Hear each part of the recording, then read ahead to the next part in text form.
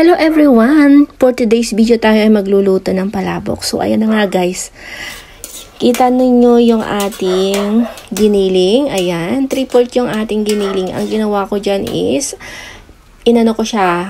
pinakuluan ko siya sa 1 cup na tubig. Ayan, so pinapaiga-iga po natin, pinapamantika po natin yan para igigisa po natin dyan yung ating bawang at sibuyas. So, ayan na nga. Ayan.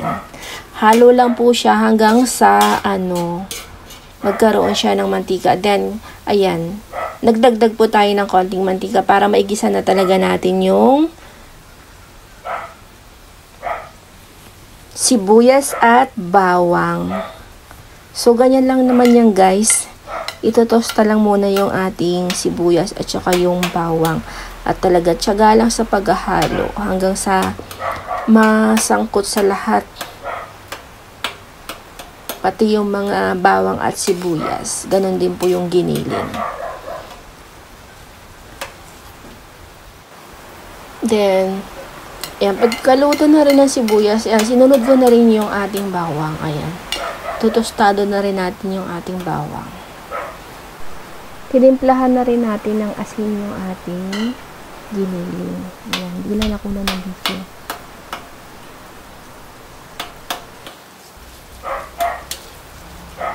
Sa pagluluto po kasi talaga ng ating palabok is talagang kailangan luto yung ating giniling. Kasi siya din yung ating pan-toppings. Ayan. Ayan na nga, hinalo-halo na natin dyan. At talagang sinunod na natin dyan yung ating yung hibi, yung hipon na tuyo na pinatuyong hipon na medyo may alat. Ayan, yun yung ating hinalo dyan. Yung hipong hinalo dyan, yung hibi, tuyo yun. Yung wala na po yung balat ha. Ayan, ganun po yun yung hinahalo dyan sa ating palabok. Pwede rin naman pong wala. Nasa sa inyo din po yan kung lalagyan ninyo o hindi. Pwede rin yung pinaka-fresh. Ayan. Pero mas maganda po yung dry. Yung hibi na yan. Dahil mas malasa po siya. So, ayan na nga guys. The next naman, ang gagawin natin is, lalagyan natin siya ng black pepper. Ayan. Lalagyan natin siya ng black pepper.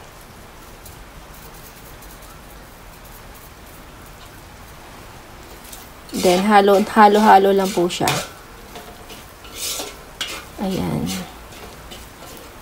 Hanggang sa maihalo talaga ng yung paminta. Ayan. Tiyaga lang sa pagluluto. Ayan. Makikita ninyo yung yung kasarapan ng ating palabok dyan. So, ayan. Next na, ayan, nilagyan na natin siya ng chicharon. Ayan, crushed chicharon. Nilagyan natin dyan siya ng 1½ cup na chicharon. Yung ating nilagay. Ayan, then, halo-halo lang siya.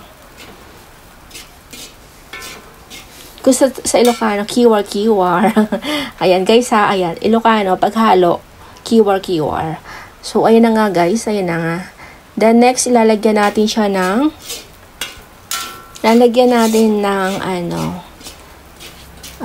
yung tinosta na mani. Tapos, siya yung dinurog. Ayan. Hindi naman masyadong tosta. Yung mani na yung walang balat, yan yung ating inilagay dyan. Dinurog-durog natin siyang iminix dyan, siyang hinalo natin. Mga lang siya.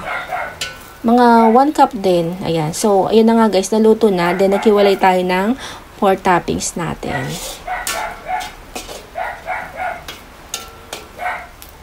Then, ayan na nga.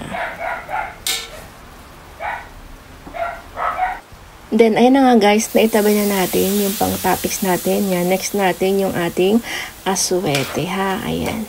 1 cup na aswete yung ating tinunaw dyan. Tinunaw natin sa mainit na tubig. So, ayan na nga guys. Then, halo lang ulit siya. At naglagay rin tayo dyan ng 5 cups na tubig. Ayan. Papakuluan lang natin siya ng saglit. Tapos, ayan, halo-haluin lang siya. Then, so, ayan guys.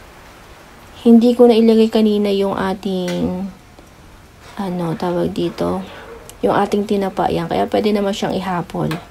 Ayan. Naglagay rin ako dyan ng, yung no seasoning na shrimp. Ayun, yun ilagay natin dyan. Isa, hindi na nakuna ng video. Ayan. So, ganun lang yan guys. Then, pakuluan lang siya. And then, ayun na nga guys. Pag kumulo na siya, ayan, next, ilalagay na natin yung pasta. Yung ating palabok pasta na binabad natin ng 6 na oras. Kalahating kilo yung ginawa at yung binabad natin na yan. Yan, sa kaalaman ng lahat, yung ginamit ko dyan na palabok na pasta, yung yung nakalagay sa kulay orange na lagayan na plastic, yun po yung ginamit natin. Ibinabad ko lang siya ng 6 na oras. Then, after that yan, mga lalabs, ayan, hinalo-halo lang natin siya. Haluin na lang siya ng mabuti hanggang sa mag-combine talaga yung pinaka-sauce niyan. Ayan. Ganun lang yan kasimple at talagang todo halo-halo. Ayan, sipag lang sa paghahalo. Then, ayan, pagkatapos niya paghahalo, ayan, naglagay tayo dyan ng konting oil. Ayan, para medyo mag-oil din ng konti yung ating palabok. So, ayan na nga guys.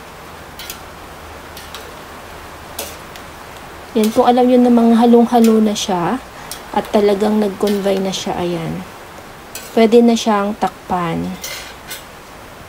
para talagang malutong-maluto siya. Ayan.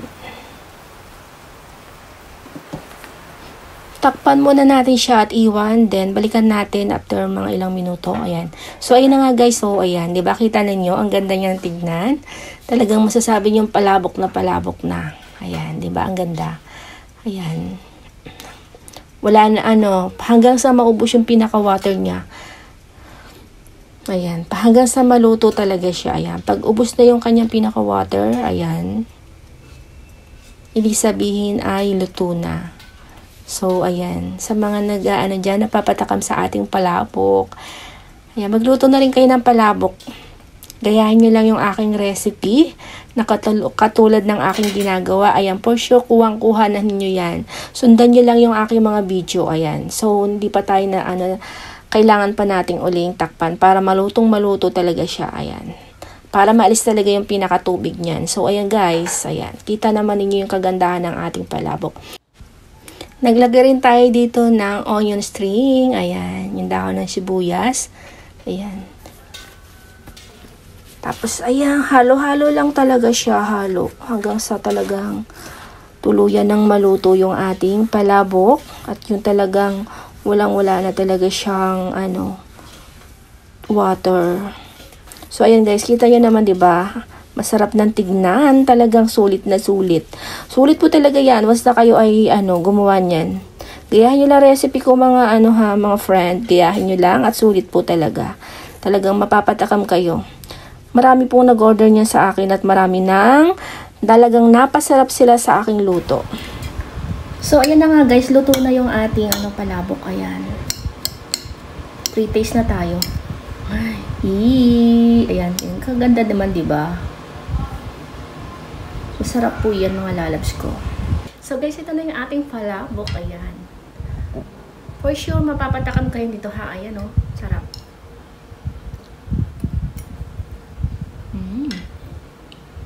The best siya.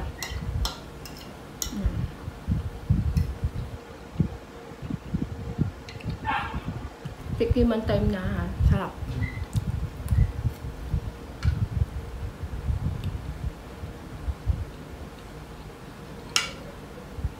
So, naantay nyo guys. Ayan, kain na tayo ha. Thanks for watching everyone. Ayan, luto na rin kayo ng palabok. Ayan guys. Lagyan natin ng konting peanut. Peanut. Dinurog na peanut. Tapos ngayon, next natin tong chicharon.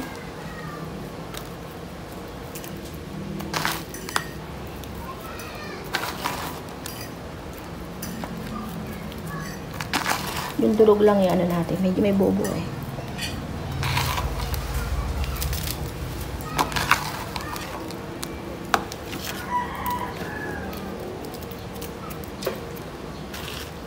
Yan. Hindi ko pala nakuna ng video. So, ayan na nga guys. Ayan. Talagang overload siya ha. Ang dami niyan laman.